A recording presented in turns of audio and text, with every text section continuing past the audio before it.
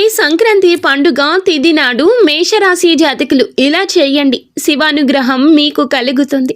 ఈ రోజున తప్పనిసరిగా ఈ పని చేయండి. శివయ్య ఇష్టముంటే వీడియోని లైక్ చేయండి.